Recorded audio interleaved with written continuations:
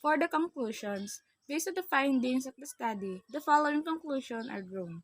This study aimed to qualitatively that explore how university college students cope with remote learning during the COVID-19 pandemic.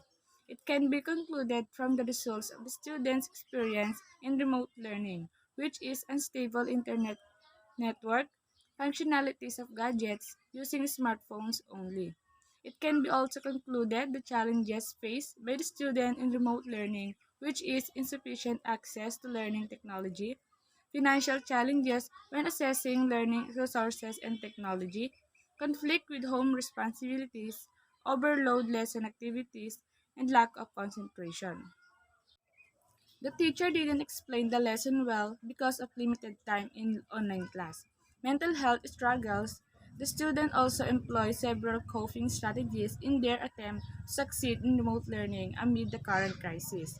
The categories of coping strategies that emerge are borrow laptop or PC to relatives or friends, practicing time management, looking for good time and space, approaching the teachers, seeking support from peers, doing learning tasks ahead or extending time for learning tasks.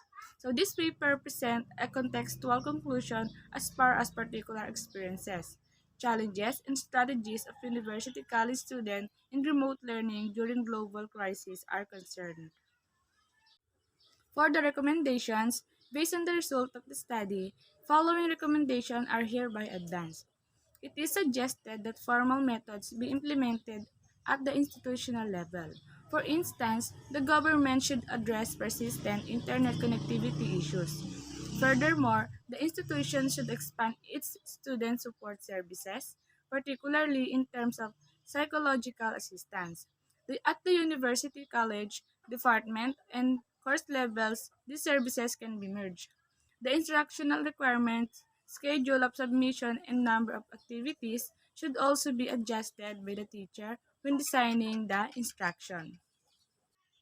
This activity will assist physical education students in adjusting to the remote delivery method while also understanding the modular curriculum. As this work focuses on qualitatively exploring and describing the coping strategies of selected participants in a particular environment and circumstances. The conclusion can only be applied within the context of the research.